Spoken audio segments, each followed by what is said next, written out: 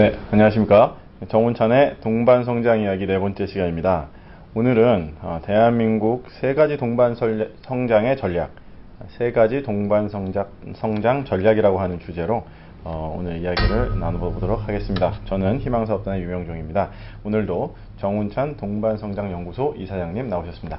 안녕하세요. 안녕하세요. 네. 이제 날씨가 많이 선선해졌습니다. 네. 이게 한 주간 동안 굉장히 또 바쁘게 지내신 것 같은데, 제가 보니까 요새 그 이사장님 일정은 거의 이렇게 신문 기사로 이렇게 쭉 이렇게 다 스크랩이 될 정도로 기자들도 관심이 많은 것 같습니다. 네, 그래도 또 지난번에 어떻게 지내셨는지 좀 말씀해 주시면 좋겠는데요. 뭐 좀 가장 이상적이었던 거는 동대문 상인들 방문하셨던 기사도 많이 떴습니다. 예. 네, 제가 지난 주말에 동대문 상인연합회 발기 모임에 초대받아서 동반성장에 관한 간단한 강의를 했습니다. 가는 길에 전태일 열사 동상 앞에 가서 네. 추모의 예를 표시하려고 헌화를 했습니다. 네. 상당히 숙연해 지대요. 네. 이제 문제는 오늘날 사실 제2의 네. 전태일 열사들이 네. 상당히 있는 것 같아서 안타깝습니다. 네. 예를 들자면 지난번에 네. 말씀드렸지만 쌍용 자동차 문제가 완전히 해결되지 않고 네, 그렇죠. 가족이 해체되고 또 많은 사람이 죽어서 안타깝기 짝이 없습니다. 네. 어떻든지 간에 동대문에 가서 무슨 말씀을 드렸냐면, 제가 사실은 동숭동에 살았습니다. 지금 대학로가 있는. 네, 뭐 아주 가까운데요. 네, 처음에는 동숭동에 살다가 나중에 네. 낙산동 이번지로 이사 갔습니다만, 네. 거기 저의 성장기 추억이 거기 많이 담겨 있죠. 네, 네. 학교는 지금은 도봉구로 옮겨갔습니다만 서울 치대 옆에 있는 국민학교, 창경 초등학교를 예. 다녔고, 또 청계천에 헌책방을 많이 다녔죠. 뿐만 아니라 고등학교 때 학교에서 금지하는데도 계림극장 가서 영화도 보고, 뭐 돌아오지 않는 강이라든지 옥테이 목장을 결투하든지 그런 추억이 있는 데라 네. 뭐 여러 가지 감회가 새로웠습니다만, 참으로 안타까운 것은 제가 어릴 때 외로움을 좀 달랜다든지 또는 좋은 게임이 있다든지 하면은 황금사작이나 청룡기 네. 같은 게임을 즐길 수 있었는데 그게 다 없어지고, 네. 이제는 뭐 정체불명의 UFO와 같은 건물이 거기 들어있어서 좀 안타까웠습니다만, 제가 동대문 상인 여러분들한테 지금 격려의 말씀을 드렸습니다. 지금 동대문은 한류의 진원지일 뿐만 아니라 패션을 주도하는 메카가 됐다. 네. 그래서 여러분들이 정말 고맙다, 애국자다. 네. 밤새서 일하는 산업 전사인 동시에 네. 또 외국의 사람들의 필수 관광 코스가 됐다고 하니 외교관이 아니냐. 근데 사실 이 사람들의 생활은 빡빡하다고 들어서 네. 이 사람들의 생활을 빡빡한 것으로부터 벗어나게 해주고, 동시에 그 패션의 메카를 더 좋게 만들기 위해서는 네. 어떻게 하면 좋겠냐 생각을 해봤더니, 역시 금융 지원이라든지 세제 지원 이런 거를 통해서 확실하게 동대문 상가를 만들었으면 좋겠다는 생각이 들고, 그걸 갖다 거기 자유무역 지대로 만들었으면 더 좋지 않을까 하는 생각까지도 한번 해봤습니다. 어떻든지 간에 동대문 지역을. 네. 여기 동대문 특구라고 지금 부릅니다. 동대문 특구. 네. 어떻든지 간에 동대문에 불빛이 꺼지지 않는 한 대한민국의 불빛도 꺼지지 않을 것이다 하는 저 말도 하고 왔습니다. 네. 굉장히 희망찬 말씀을 전해주시고 오셨네요. 네. 그 외에도 보니까 서울대 학교에서 또 포럼도 참여하시고, 예, 제가 2009년에 정부에 가서 일하려고 학교를 떠날 때 사표를 썼었습니다. 네. 저는 뭐 정부하고 학교하고 왔다 갔다 하는 관행이 좋지 않은 것 같아서 사표를 써서 서울대학교에서 그 후에는 강의한 적이 별로 없는데, 행정대학원에서 점심시간에 하는 특별한 세미나 프로그램이 있어요. 불리기에 가서 동반성장이란 무엇이냐, 왜 해야 되느냐, 지금 잘 진척되고 있느냐, 앞으로 잘 하려면 어떻게 하면 좋겠냐에 관한 얘기를 하고 아주 진지한 토론을 해서 상당히 유익했다고 생각합니다. 행정대학원이면 그래도 좀 고위 관리호분들도 오시고 그런 자리였었나요? 교수님들도 오시고. 네, 교수님들도 한 뭐 대여섯 번 오시고 학생들도 오고. 학생들. 네, 일반 사람들도 오고 해서 네. 100명 정도 모였는데 저로서는 아주 기분이 좋았습니다. 네, 뭐 오랜만에 학교 강연으로 기분이 좋았습니다. 예, 원래 강의가 주 전공이신데. 그렇습니다. 네. 그리고 또 노회찬 의원이 주최하는 행사에도 참여하셨다고요? 예, 제가 작년에 그 초과이익 공유제를 제안했을 때 사회에서 비판이 많지 않았습니까? 네. 여러 가지 비판이 있었습니다. 기업의 대표, 또 중진 정치가, 또 장관, 청와대 실장 이런 분들이 많은 비판을 했었는데 그 후에 이제 초과이익 공유제를 지난 2월 1일 협력이 배분제로 바꿔서 일단 통과는 시켰습니다만 아직도 사람들이 초과이익 공유제가 뭔지 잘 모르는데 마침 노회찬 의원이 금속 노조하고 공동해서 초과이익이라고 하는데 그 초과이윤이라고 그랬대요. 초과이윤 제도를 법제화하려면 어떻게 하면 좋겠냐. 그 법제화 방안에 관해서 하는 세미나였습니다. 마침 초과이익 공유제에 대해서 가장 공부를 많이 했다고 하는 부경대학의 홍장표 교수가 발표를 하고 아주 열띤 토론이 있었는데 굉장히 유익한 것이었다고 생각합니다. 저는 그냥 어떤 공문을 보고 그냥 가봤더니 일부 신문에서 정운찬이 깜짝 참석 이런 듣습니다. 그게 한국에서 앞으로 동반성장 하는데 커다란 좋은 자료를 제공했다고 생각을 합니다. 그래서 국회에서 법제화하려고 노회찬 의원이 준비하고 것 같습니다. 노회찬 의원은 이제 또 진보당 의원이시고 좀 진보적인 어떤 의원이신데 이 동반성장 부분에 있어서는 이렇게 좀 코드가 맞으시는 것 같네요. 진보라는 게 더 좋게 만들고자 하는 것이 아니겠습니까? 동반성장은 여러 번 말씀드렸지만 그 성장 체제, 성장 메커니즘, 성장 키트를 유지하면서 빈부격차를 줄이자고 하는 것이 동반성장의 커다란 목표가 아니겠습니까? 저는 진보건 보수건 그런 면에서는 의견이 별로 다르지 않을까 생각을 합니다만 단지 진보 쪽 의원이기 때문에 더 과감하게 이 초과이익 공유제를 법제화하겠다고 나서지 않았나 하는 생각입니다. 그러니까 어떻게 보면 이사장님의 어떤 운신의 폭이 상당히 넓으시네요. 이렇게 진보와 보수. 저는 지역이라든지 이념이라든지 이런 데 포로가 되지 않습니다. 항상 저는 중도적이었다고 생각을 하니까 진보 모임도 갈 수 있고 또 보수 모임도 갈 수 있다고 생각합니다. 사실 저는 이제 노태우 대통령, 김영삼 대통령 때 정부에 대한 비판을 하려 치면은 그때 정부에 있는 사람들이 저를 빨갱이라고 그랬어요. 그러나 또 김대중 노무현 대통령 때는 왜 이렇게 구조조정이 더디냐 좀 안타깝다 하게 되면 저를 또 보수 골통이라고 그랬어요.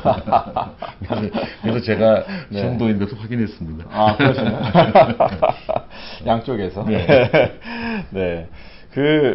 중도 말씀하셔서 결국은 또 질문을 또 안 드릴 수가 없는데 계속 이제 출마설이 계속 이렇게 언론에서 제3정치, 제3 후보로서의 어떤 출마설이 계속 불거지고 있는데 또 궁금해하실 것 같아요. 그 말씀 드리기 전에 어제 있었던 일 한 토막만 더. 그러시겠습니까? 제가 택시를 탔습니다. 택시 기사께서 지난번에 한번 모셨습니다. 그래서 저는 어디서부터 어디까지 태워주셨습니까? 그랬더니 홍익대학에서 서울대까지 연반했습니다. 몇 년 전에. 그걸 기억을 하시네요. 택시기사. 그러십니까? 그리고 나서 그래서 잘 됩니까? 했더니 택시요금 좀 올려주십시오 하대요. 무슨 얼마나 올려야 됩니까? 그랬더니 자기도 잘 모르긴 하는데 4년 전에 1,900원을 2,400원으로 올렸는데 4년 전에 한 5, 6년 전만 해도 이 택시 기본 요금 손님 한번 모시면은 점심 먹을 수가 있었는데 그래서 기본 요금 손님을 한 3분은 모셔야 점심 먹을 수 있다. 택시 요금이 물가 상승에는 좀 따라가야 되지 않겠냐 그런 부탁을 하는 걸 들었습니다. 그렇죠. 2,400원 갖고는 밥을 못 먹죠. 요새 한 5,000원에서 7,000원이 있어야 먹으니까. 그래서 제가 지난번에 택시에서 무슨 얘기 나눴습니까? 그랬더니 자기 딸이 어느 과 가는 게 좋은지 가는 딸이 진로 상담 좀 물어봤어요. 그래서 제가 아니 남이 안 가는 데 가라고 그랬었는데 어디로 갔습니까? 그랬더니 어떻게 하다가 경영과 갔습니다. 잘 공부합니까? 했는데 서울시내 어느 대학에 경영과 다니는데 지난 1년 동안 캘리포니아 대학에 교환학생으로 갔다 왔다고 그래요. 택시 기사 하는 분이 따님을 교환학생으로 보내는다는 얘기를 듣고 참 좋았는데 돈 많이 들 텐데 했더니 학교에서 해줬다고 그래요. 그래서 굉장히 기분이 좋았습니다. 마침 어제 말씀은 오늘, 내일, 즉 오늘 9개월인가 1년 끝내고 온다 그러대요. 그렇군요. 그래서 정말로 좋은 경험이다. 그리고 격려의 말씀 좀 해드렸습니다. 택시를 가끔씩 타시는 것 같아요? 네, 좀 자주 탑니다. 저 지하철도 타고 택시도 탑니다. 특히 뭐 주말에는 저 택시 많이 탑니다. 뭐 아주 여러 가지 면에서 택시를 타시면 민심도 좀 알 수 있고 여러 가지 좋은 거 같은데요. 그 출마설에 대해서 잠깐 말씀을 드리자면은 저는 이렇게 말씀드리고 싶습니다. 사람이 무엇이 되는 것보다는 무엇을 하는 것이 중요하다고 생각합니다. 저는 지금 우리 사회가 동반 사회로 가기 위한 길을 모색하고 있는 중입니다. 지금 이번 대선에서는 그 국민 분열적인 정치 체제 그리고 양극화를 초래하는 경제 체제를 좀 개선하는 계기가 됐으면 하는 것이 제 희망입니다. 사실 앞으로 뭐 한 달 또는 2달 이내에 각종 경제 지표들이 거시적이건 미시적이건 경제 지표들이 약화되면은 그것은 사실 현실을 좀 반영하는 것일 것이고 10여 년 전에 IMF로부터 구제금융 받았을 때보다 훨씬 더 어려운 상황이 벌어져서 서민 경제가 파탄날 우려까지 지금 하고 있습니다. 그래서 더욱더 동반성장이 필요하지 않겠습니까? 그래서 동반성장을 어떻게 하면 좋을까, 또 어떻게 어느 방향으로 가야 할까 등을 연구하고 홍보하는 것이 제 일입니다. 그래서 또 제가 속해 있는 동반성장연구소가 하는 일이라고 할 수도 있죠. 그래서 기존 후보들이, 제가 보기에 기존 후보들이 동반성장 의지 또는 실천 능력 이런 것들이 전혀 안 보인다고 한다면은 제가 국민들한테 직접 물을 수도 있다. 여기까지는 확실합니다. 뭐 그 일각에서는 뭐 이미 많이 물어보시고 다니는 건 아니냐, 또 이미 뭐 팀이 준비돼서 거의 준비가 다 끝난 게 아니냐, 뭐 이런 얘기도 하시는데. 제가 무슨 팀이 있겠고 무슨 준비가 충분하겠습니까? 좀 팀도 전혀 없는 건 아니지만 아직 좀 부족하고 전반적으로 준비가 좀 부족한 것이 사실입니다. 그러니까 마음 놓고 나 나간다 안 나간다 이런 말 잘 못하고 있는 것이죠. 5년 전보다 훨씬 더 준비 많이 되셨다고. 그거는 사실 5년 전에는 왜 안 나오셨습니까? 그래서 대통령직이라고 하는 것은 그야말로 무겁고 큰 건데 그때 사람들이 저보고 너 네가 가지고 있는 지식이면 충분하잖아. 총장 했으면 뭐 나라 못 다스려 이런 식으로 하면서 저한테 권고를 많이 했었는데 아무리 해봐도 제가 좀 부족한 것 같아서 이렇게 과감하게 못하겠다고 발표를 하지 않았습니까? 근데 그 후에 하고 비교해 본다면은 뭐 총리를 했으니 국정 경험도 했고 또 동반성장 위원장을 열심히 하면서 경제 현실에 대한 이해도 많아졌고 하니 그때보다 좀 나아졌다 이런 뜻이지.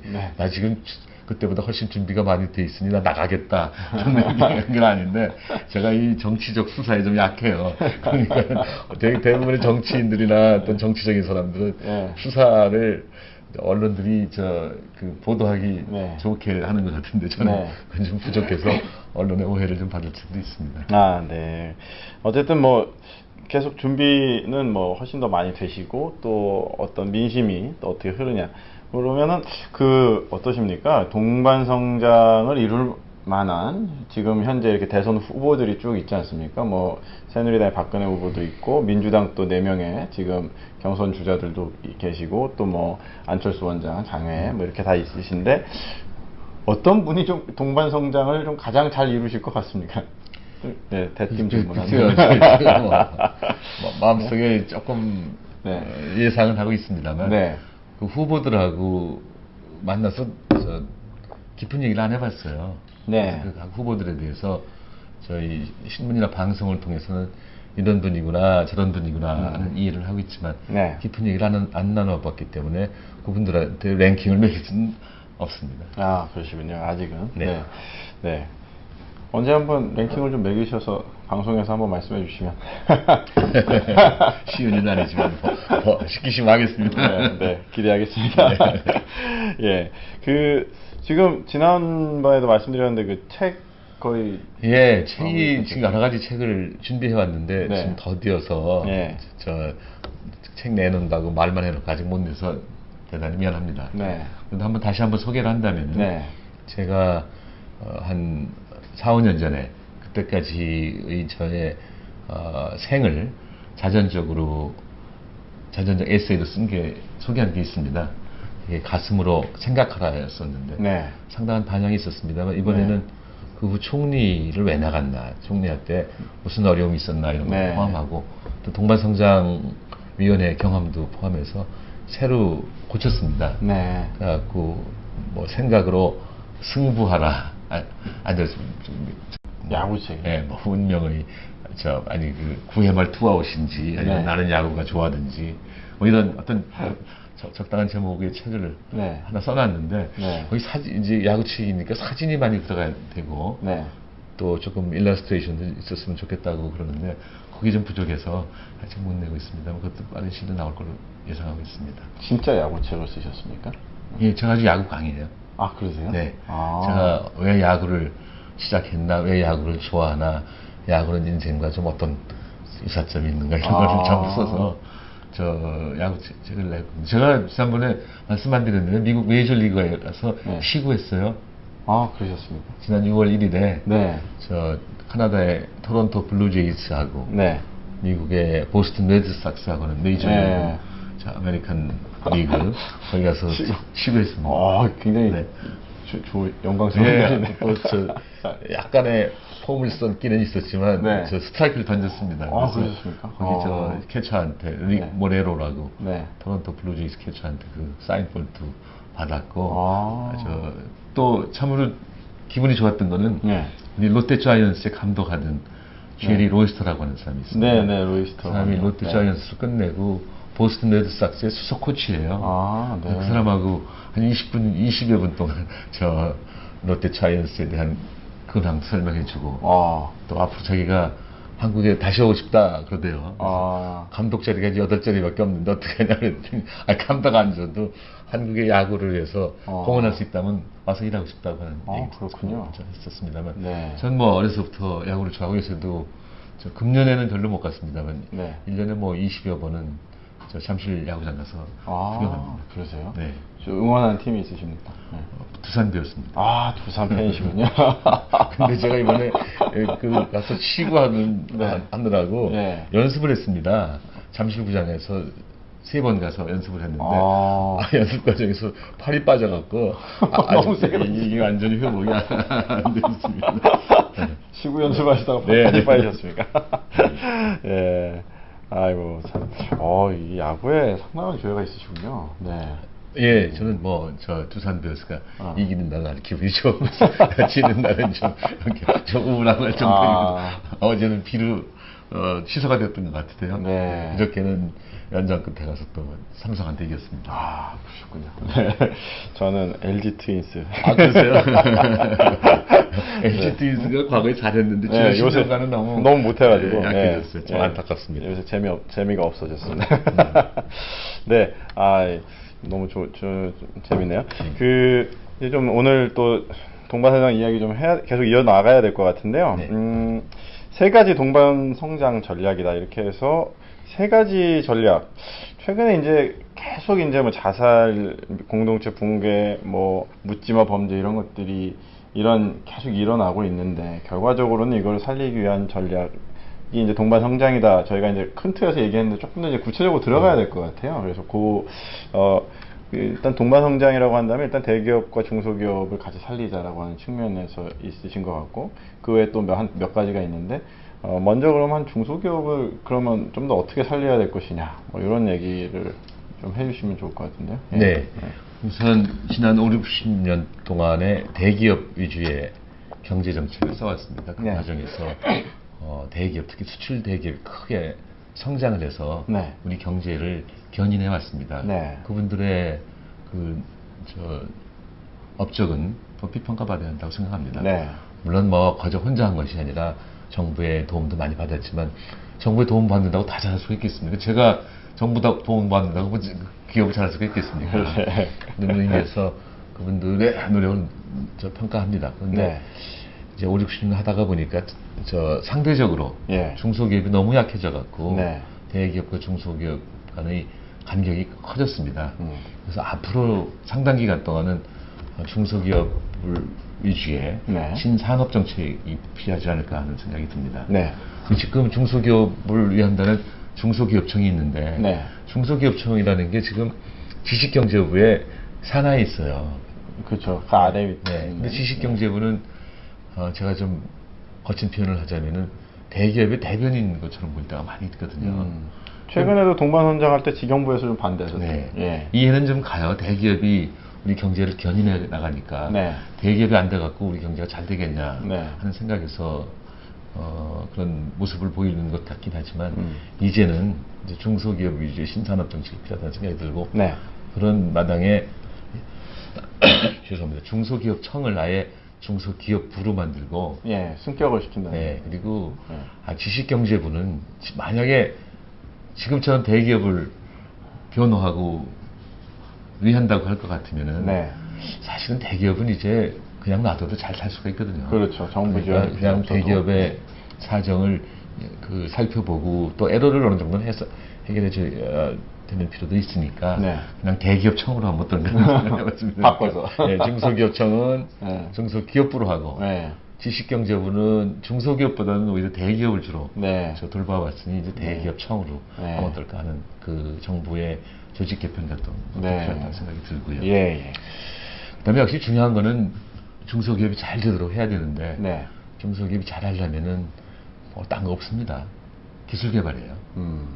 그리고 해외 진출이죠. 기술 개발과 해외 진출. 네. 뭐 어느 나라나 다 마찬가지입니다. 네. 독일이라든지 대만, 스위스가 중소기업이 강한 거는 그 중소기업들이 특허를 많이 가지고 있어요. 네. 기술이 좋은 거죠. 네. 네. 그다음에 거의 예외 없이 해외 진출이 아주 많습니다. 독일의 예를 든다면은 독일은 수출의 80%는 중소기업이에요. 네. 20% 대기업을 하고 네. 우리는 거꾸로입니다. 대기업이 80%라고 네. 중소기업이 20%를 하고 있습니다. 하여튼 기술 개발, 해외 진출 네. 이게 굉장히 중요한데 자 그럼 기술 개발, 해외 진출을 어떻게 하겠냐? 뭐 돈 주고 아까 제가 세제 지원이라든지 뭐 그 금융 지원을 네. 통해서 동대문 상가 살려서 이게 영광을 좀 찾게 하자 이렇게 네, 말씀을 네, 그렇죠. 드렸습니다만 네. 지금 이제 중소 기업들한테 뭐 금융 지원, 세제 지원도 필요한데 그보다 더 중요한 거는 사람이 그리 가도록 유도를 해야 돼요. 좋은 인재들이 네. 그쪽 네. 중소기업으로. 근데 그럼 어떻게 하면 되겠습니까?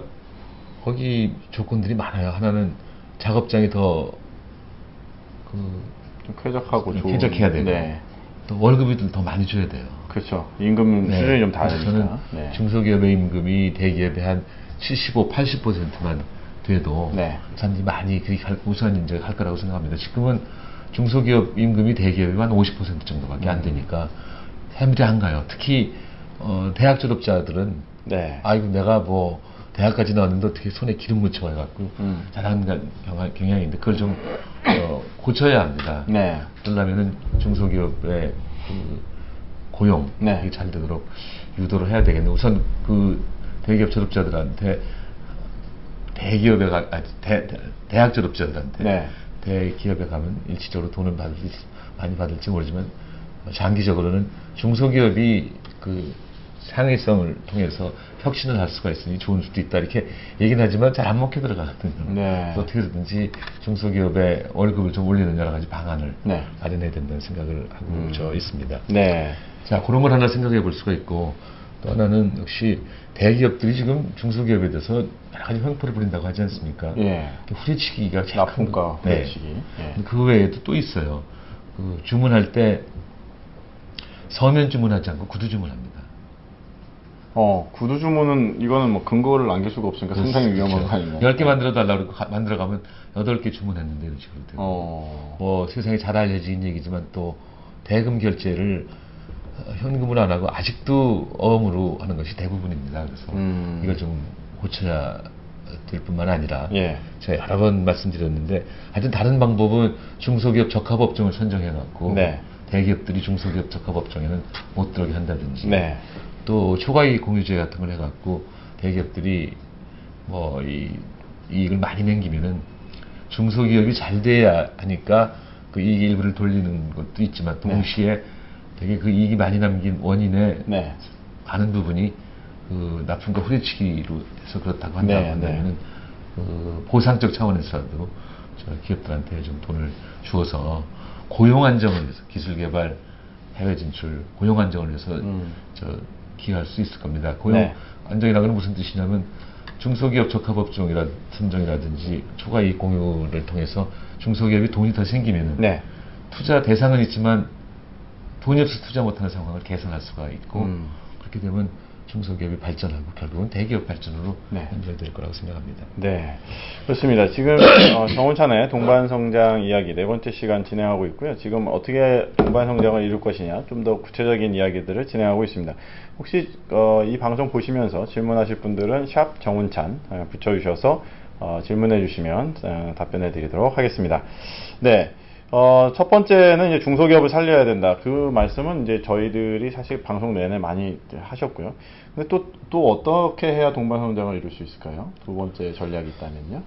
글쎄, 중소기업하고 지방대학하고 연결시켜서 지방대학, 산업 클러스터로 만드는 일 좀 했으면 좋겠습니다. 요새 지방대학이 많이 막 구조조정 막 당하고 그러지 않습니까? 하여튼 그 문제와 관련해서는 하나 확실하게 해둘 거는 대학은 그 자율을 공기로 하고 자율, 그다음에 투자를 토양으로 해서 발전한다고 합니다. 그래서 대학이 어떤 학생을 어떤 방법으로 뽑아서 무엇을 어떻게 가르칠 것인지에 대해서 자유를 줘야 된다고 생각하고 돈이 많이 들어가야 합니다. 우리 대학 다닐 때는 문과는 물론이되지만 이과도 돈이 많이 필요하지 않았었는데 요새는 이과는 물론이되지만 문과도 돈이 많이 필요합니다. 그래서 대학에 대한 투자가 많이 필요한데 가끔 보면은 정부가 뭐 5억, 10억쯤 주면서 대학한테 이래라 저래라 간섭이 굉장히 많아요. 교과부가 주로 간섭을 하는 거죠. 그래서 대학이 자꾸 왜소해집니다. 5억 좀 더 받으려고 하기 싫은 일을 많이 하거든요. 그럼 학생 보기도 그렇고 교수 보기도 그렇고 우리 대학이 제대로 가고 있나, 대학의 존립 가치가 있는 건가 이런 의문을 제기할 수도 있기 때문에 제가 생각하기에는 만약에 대학 구조조정을 하고 싶다면 이렇게 하면 될 것 같습니다. 저는 솔직히 우리나라에 대학 수가 너무 많아요. 대학생 수도 너무 많고 지금 뭐 거의 대학 진학률이 80%를 넘어서 그렇습니다. 대학이 한 4년제가 200개가 넘고 2년제가 한 150몇 개 돼서 360개 가까이 되고 360 내외고 대학생 수는 고교 졸업생 수의 80%가 대학에 간다고 하지 않습니까? 이건 외국이 정상적인 건지 아닌지는 모르지만 우리 부근에 있는 미국, 일본, 독일 어느 나라에 비해서도 너무 높습니다. 독일은 30~40%라고 해요. 우리나라가 1등이네요. 그 부분은 진학률에 있어서. 아주 1등이죠. 저는 핀란드하고 우리하고 비슷한 데 핀란드도 뭐 40%밖에 안 된다고 저 들었습니다. 그래서 이 구조조정은 해야 되겠는데 그렇다고 인위적으로 할 수도 없는 것이고 대학 수를 좀 줄이는 거는 많은 사립대학들이 그 퇴로를 가져야 됩니다. 뭐 아주 안 할 말로 어느 대학이 어느 지방에 있는데 그 대학 설립할 때는 설립자가 사정이 좋아서 했지만 자꾸 사정이 어려워진다고 한다면 지금은 이제는 그 대학 부지를 다른 목적, 산업 목적이라든지 다른 목적으로 쓸 수 있도록 허용을 해야 되는데 우리는 한번 교육기관을 만들면 나가지 못하게 돼 있어요, 거의.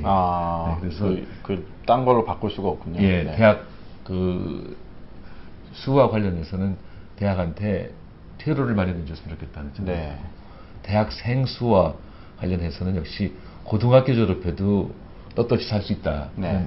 그 인식을 국민들한테 심어줘야 되지 않겠습니까? 그러니까 중소기업의 월급이 대기업의 75, 80은 됐으면 좋겠다 하는 생각인데 동시에 네. 고등학교 졸업을 했다 할지라도 네. 대학 나온 사람하고 같은 나이라면은 네. 그 월급차가 많지 않을 네. 수 있도록 유도한다면은 대학생 수가 네. 이제 자연적으로 조정되지 않을까 하는 생각을 하고 있습니다. 네.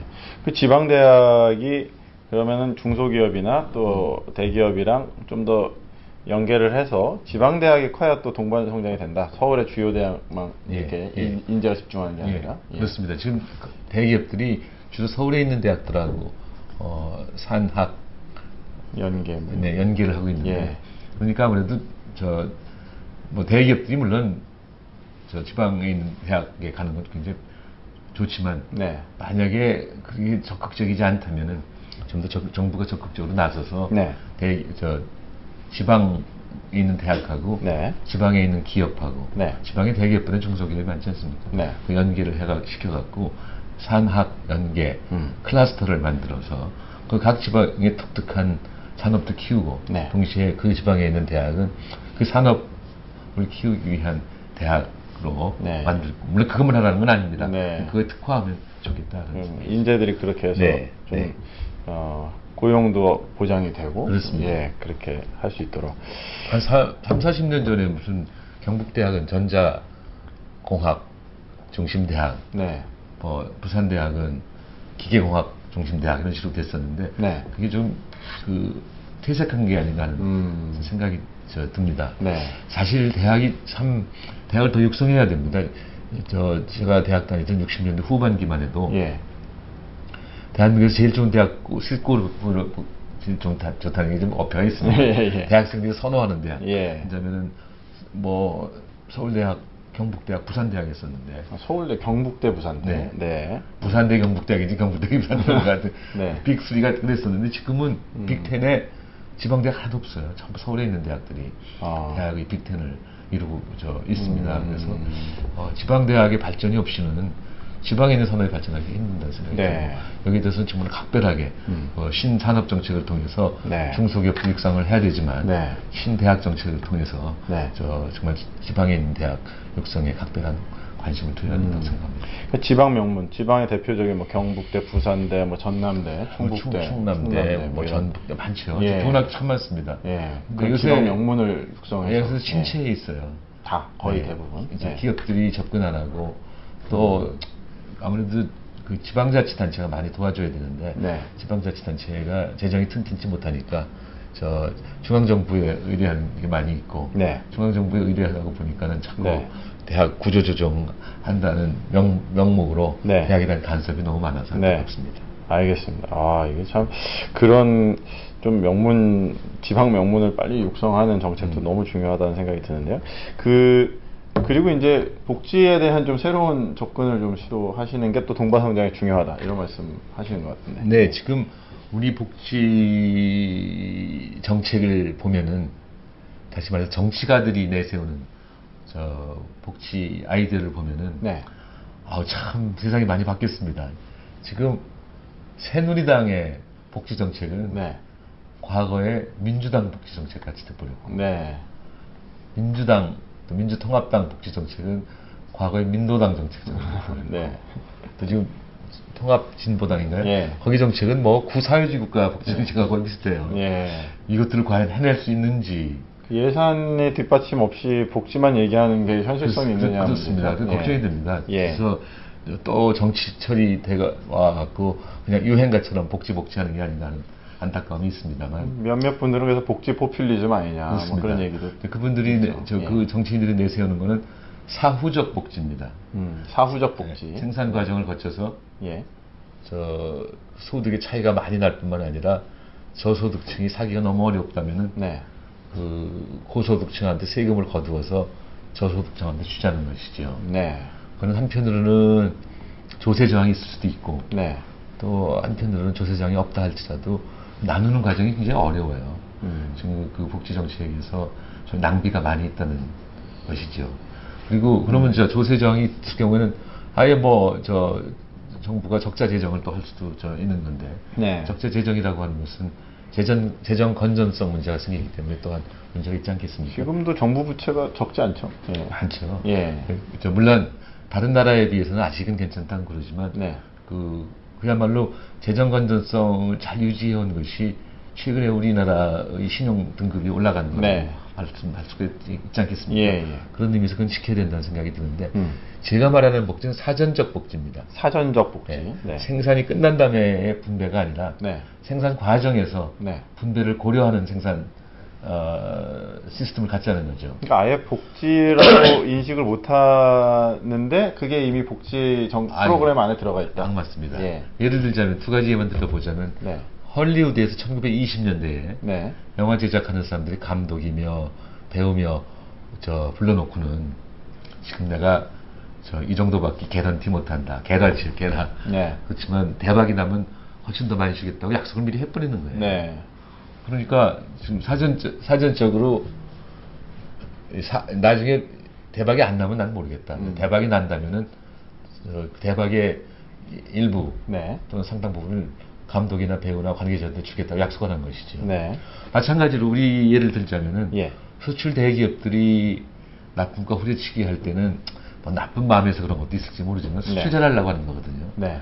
그러니까 납품하는 중소업체들한테 우리가 수출 잘해야 되지 않냐, 품질도 좋아야 되지만 가격이 싸야 된다. 네. 그러니까 가격을 저렴하게 하기 위해서 우리가 지금 납품가를 좀 낮춰달라고 부탁한다.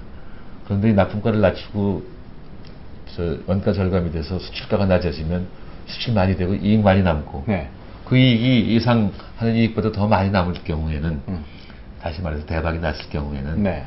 우리가 당신들한테 어떤 룰에 의해서 네. 그 이익을 나눌 테니 네. 지금 이 납품가 후려치기를 좀 참아달라 이렇게 할 수도 있지 않겠습니까? 그게 바로 사전적 복지입니다. 그렇게 네. 되면 거기서 이제 이익이 많이 나면은 대기업이 그 일부를 중소기업한테 돌리고 네. 중소기업한테 돌리면 중소기업에서 일하는 사람들한테 네. 임금도 많이 갈 것 같지 않겠습니까? 예. 만약에 그런 것이 성공적으로 된다면은 나중에 복지 수요가 줄어드는 것이죠. 좋은 일자리가 많아지면 그렇습니다. 복지 수요가 네, 줄어들죠. 그러니까 중소기업이 이익의 일부를 받으면은 아무래도 고용을 더 하지 않겠습니까? 네. 고용을 더 할 뿐만 아니라 사정이 좋아지면 중소기업에서 일하는 사람들한테 임금도 더 줄 수가 있지 않겠습니까? 네. 그래서 우리가 지금 추구하는 대기업 임금의 75, 80% 정도 갈 수가 있지 않겠습니까? 네. 그렇게 되면은 사전적으로 네. 복지 문제가 해결된다 이런 의미에서 사전적 복지다 이렇게 얘기를 네. 하는 것이죠. 네. 이게 굉장히 중요한 거예요. 그래서 만약에 이익의 일부가 이렇게 중소기업으로 흘러 들어가고 중소기업에서 사정이 좋아서 고용 더 많이 하고 임금 더 많이 주고 한다면은 네. 70을 내지 80을 준다면은 네. 굳이 네. 대기업 갈 필요 있나?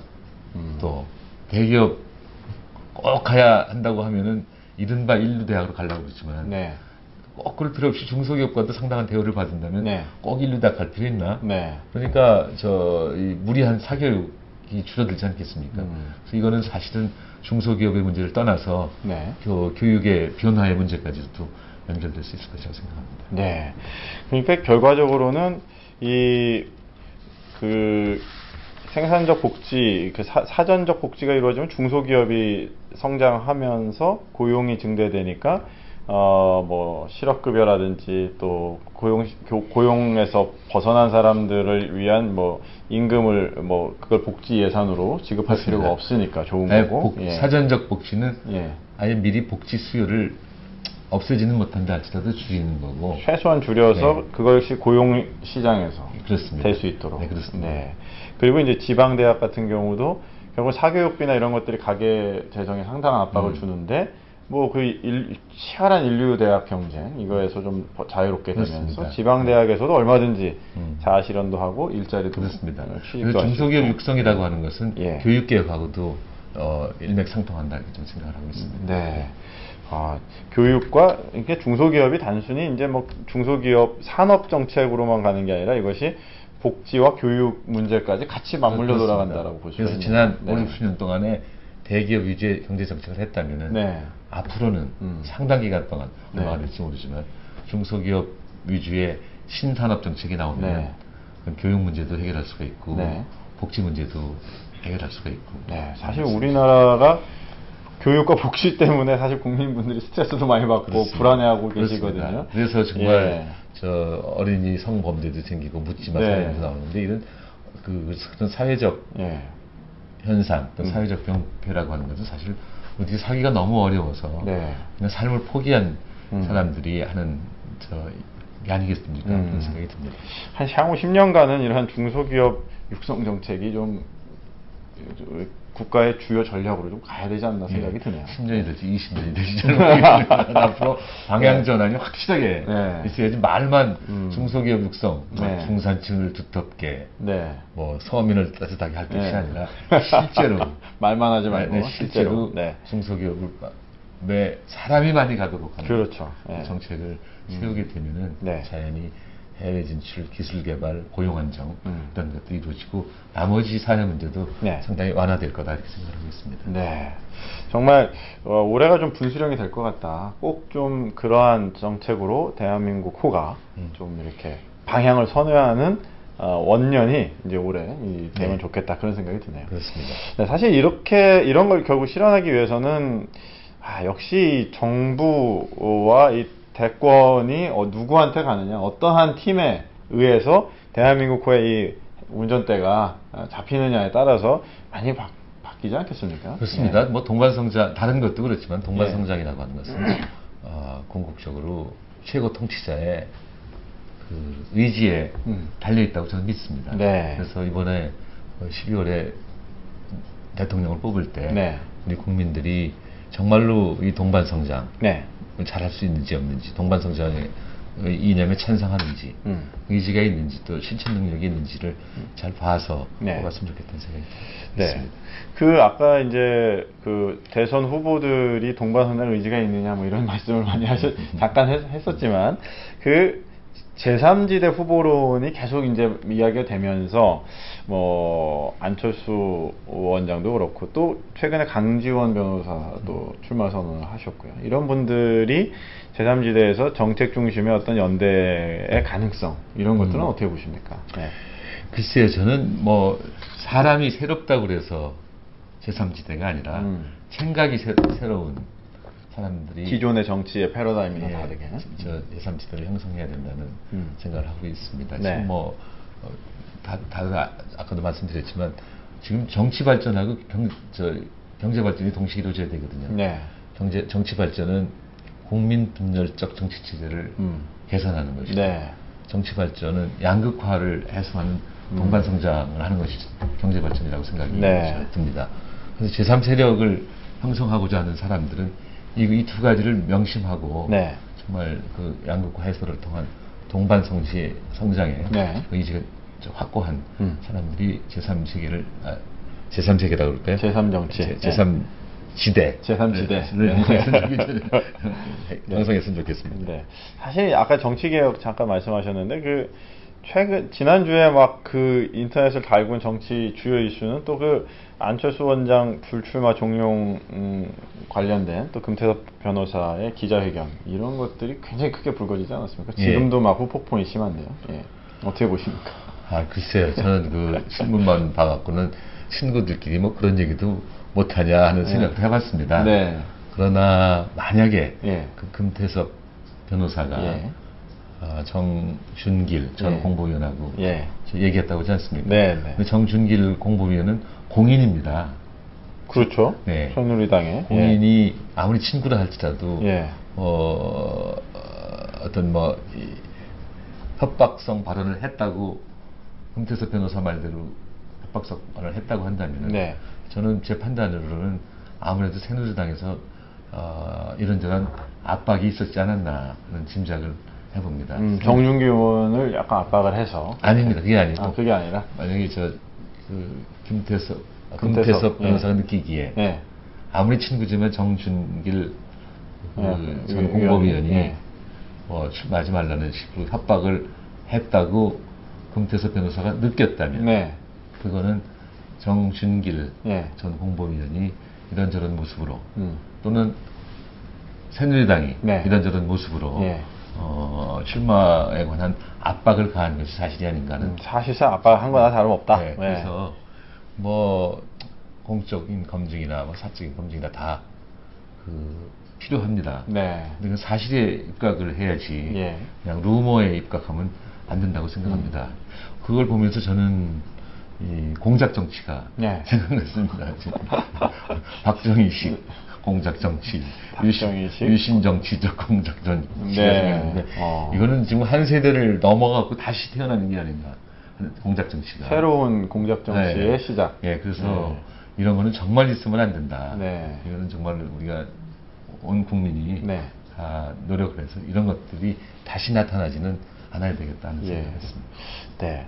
결국은 이제 또 이러한 정책 중심의 선거가 아니라 후보 과거사 들추기 또 뭐 이런 식의 뒤에서 약간 좀 좋지 않은 방식으로 압박해서 이렇게 위축시키고 이런 것들이 구태 정치의 어떤 모범, 이게 표본적인 모습이 아닌가 생각이 들거든요. 네.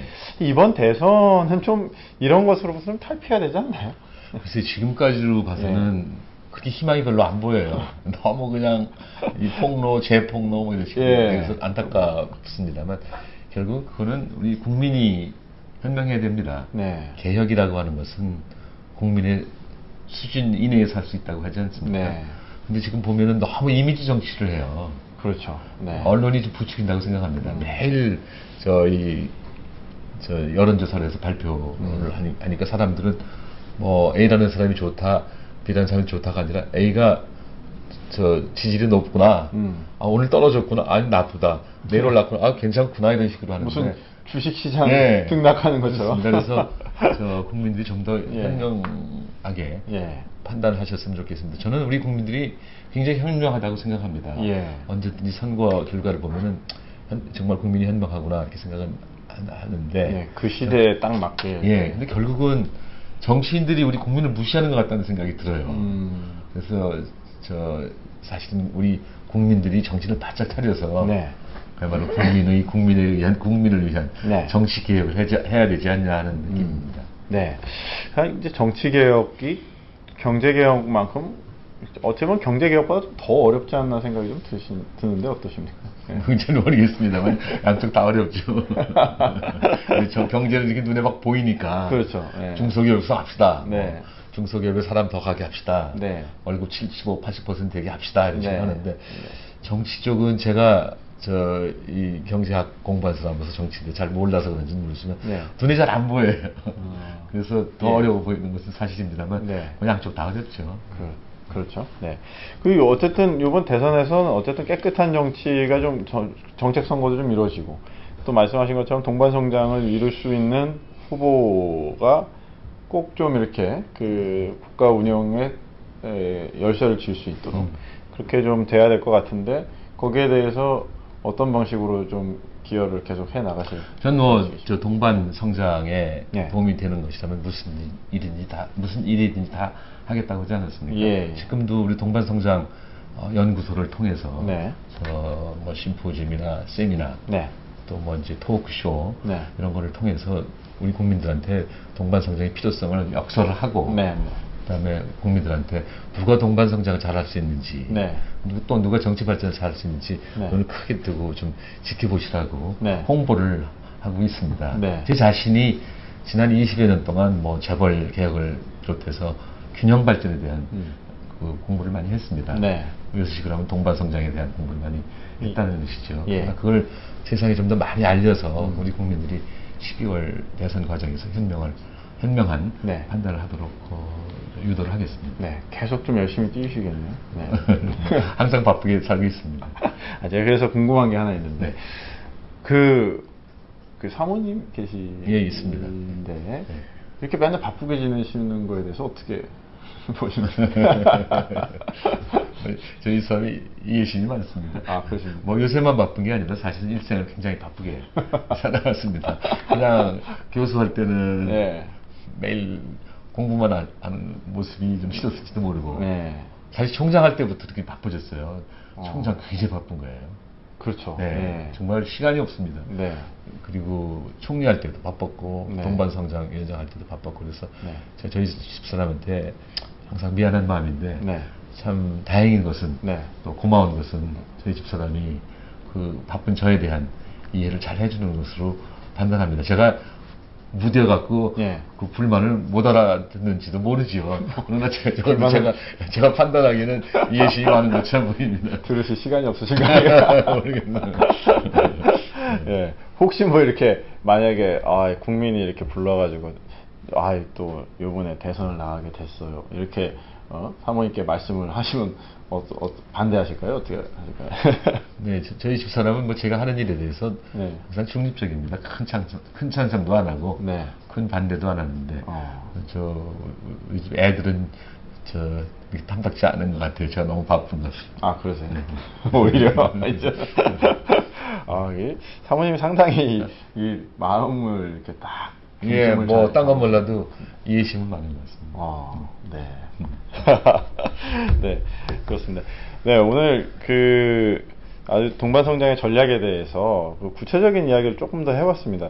저희가 이제 중소기업 동반성장하면 이제 대기업과 중소기업의 상생 정책을 매우 상생 정책이 중요하다 이렇게 생각을 했는데요. 중소기업을 살리는 것 자체가 그냥 뭐 단순히 이 산업 영역의 문제가 아니라 이것이 교육 문제, 복지 문제까지 연결된다는 그러한 이야기들로 좀 더 저희가 발전시켜 봤고요. 이러한 동반성장 정책이 반드시 이번 대선 이후에 이제 대한민국 후의 방향성을 그쪽으로 전환하는데 꼭 쓰임 받기를 바라고 거기에 이제 완전히 이제 헌신을 하셔서 대한민국이 그렇게 가실 수 있도록 계속 노력하시겠다. 예, 전 뭐 여러 번 말씀드렸습니다. 앞으로 남은 생을 네. 동반성장의 전도사, 네. 또 동반성장의 포교사로 네. 살겠다고 네. 공적으로 여러 군데서 얘기했습니다. 네, 정말 기대가 되고요. 또 오늘은 이렇게 정리를 좀 해야 될 것 같습니다. 다음 시간에 저희가 동반성장을 어떻게 하면 좀 더 구체화시키는 것인가에 대해서 이제는 중소기업뿐만 아니라 좀 사회 전반적이나 또 우리 남북관계 관련돼서도 좀 이야기 들을 수 있는 시간을 갖도록 할 거고요. 오늘 마지막으로 우리 그래도 뭐 여러 가지 문제로 고생하시고 어려워하시는 국민분들에게 또 요번에 정치 대선 전국을 또 바라보실 때 어떠한 좀 시각으로 바라봐 주셔야 되는지 한 말씀 해주시고 오늘 정리했으면 좋겠습니다. 예, 지금도 생활이 굉장히 어렵습니다. 네. 주택가에 소박한 음식점이 문 닫는 데가 많고 또 소박한 막걸리집도 문 닫는 데가 많이 있습니다. 지금 어려울 뿐만 아니라 앞으로 1, 2개월 동안은 더욱더 그 어려움의 모습이 공표될 것 같습니다. 네. 언제나 말씀드리지만 그래도 우리 국민들은 과거의 경험으로 볼 때 뭐 몇백 번, 1000번 외침을 받았다는데 그것도 다 겪어냈고 또 10여 년 전에 경제 위기도 겪어냈고 6.25도 겪어냈고 뭐 많이 하지 않았습니까? 네. 또 우리 국민들은 그 위기를 극복하는 능력은 뭐 다른 어느 나라 국민보다 강하다 생각을 하고 있기 때문에 희망적이긴 하지만 제가 생각하기에는 이번 앞으로 몇 개월 동안에 펼쳐질 대선 과정이 2013년 이후에 대한민국의 장래를 결정할 것으로 생각하고 네. 국민 여러분이 정말 눈을 똑바로 뜨고 정치인들이 옳은 방향으로 가도록 지켜보고 또 격려했으면 좋겠습니다. 네, 그렇습니다. 우리 정말 대한민국이 어디로 갈 것이냐, 이제는 정말 그 립 서비스에 속지 마시고 포퓰리즘 같은 공약에 속지 마시고 정말 동반성장 이루고 양극화 해소하고 정치개혁 이룰 수 있는 그런 후보들을 눈을 크게 뜨시고 바라보시면 좋을 것 같습니다. 네, 날씨가 많이 선선해졌는데요. 정말 기분도 전환하시고 이번 한 주간도 상쾌하게 보내시기를 바라겠습니다. 다음 주에 저희는 또 다시 찾아뵙겠습니다. 감사합니다. 네. 고맙습니다. 네, 감사합니다. 예.